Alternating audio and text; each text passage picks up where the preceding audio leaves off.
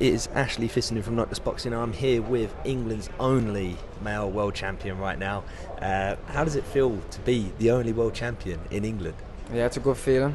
Yeah, everyone keeps saying it to me. Yeah, but only when you look into it, because there was that many, weren't there? But then no one really realised until he looked into it and seen it's only me. So it is a good feeling. It's mind-blowing, especially with the fights that you've been in of recent, like even the Ray Ford being on the same card, and even Sam Goodman now. A lot of people, obviously, they're expecting you to win this fight. But if you look, I'm sure you've seen, his last 10 opponents, they've all had winning records. You know, now you're at the top. First of all, how does it feel now you're at the top to sort of maintain it compared to that contender mentality? Yeah, it's good. It's like a switch. You know, you're hungry, coming for the top spot, coming for the world title. You want to take it. But now that you've got it, you're even more hungrier because they want to take it. You've had a taste of it now. Yeah, I know what that feels like, and I know what this feels like, and I'm not letting it up. Mm-hmm. So obviously I just want to talk about Ray. Spoke to him earlier. The amount of respect between you both. Have you seen him since you've been here this week? Yeah, I've just seen him today in the other room. Said what's happening and that to him. Yeah, the respect's definitely there. And would that be a fight further down the line you'd want to rematch him with for the fans? Yeah, be good, yeah. Obviously if he wins a world title as super feather, I could move up and fight him at super feather, yeah. Would you do that then? Yeah, I'd do that, yeah. He said he's got a plan for me, so that might be it, but who knows, but I'd definitely be up for it. There's so many big names in your division. It's a good time to be a champion. Yeah, that's it. It's exciting times. Mm-hmm. So I want to talk about, I did a post the other day saying about when you got robbed of the world title the first time round. How did it feel when they actually called the fight a draw? How did it actually feel when you stood there after dropping him twice, going through all those motions, finishing so strong? He was holding on for dear life. How did it feel to have that moment taken away from you? Bad feeling, yeah. Robbed, as you said, done me dirty, but things like that happen in life. You can't sulk about them or cry about them. You've got to brush it off, get on with it, and you know, if you keep putting the hard work in, other opportunities come, and that's what I've done. And you know, not so long after, Frank got me another world title opportunity, so you know, it happened. When you got back in the gym after that, was there just a whole new level of motivation? I know obviously you live a life of discipline, but was there another level of wanting to prove yourself? Yeah, that was it. But it was like the whole world knew as well what happened, so it blew up. It went mad on the social media. Oh, Nick Ball was robbed, this, that, blah, blah, blah. Everyone knew what went on, so it was like everyone was behind me as well and agreed with me and seeing it for what it was itself, so yeah.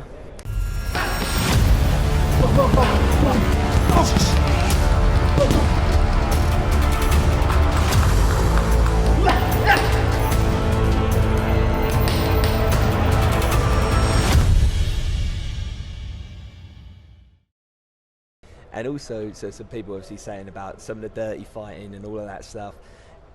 This is going to piss some people off, but you could tell that you're from Liverpool with how you fight. There's that real tough mentality up there. Yeah, that's it, innit? Got to go and take it.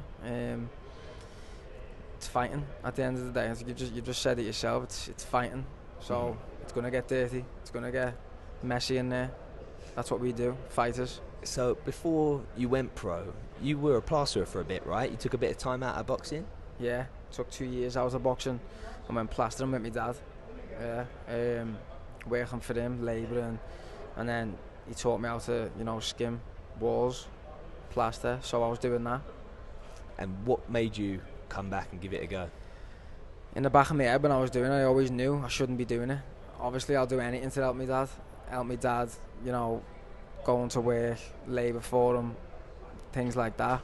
But at the same time, I knew I should be doing this boxing. There's bigger and better opportunities out there, what I can be getting, and I know how hard I work with anything that I do. So I knew I would always go back to that. It was just a matter of when, and then this one day in work, I just thought, that's it. It's not for me. Tools down and ran home in my work boots, 16 mile. Yeah. You ran home 16 miles in your work boots? Yeah. and then I was locked out the house. So I was sat outside, and then my dad come home from work, then let me in. Yeah. Wow. Give me a big hug, said if this is what you want to do, then I'm right behind you, supporting you. So did my mum. So since that day, I haven't looked back since.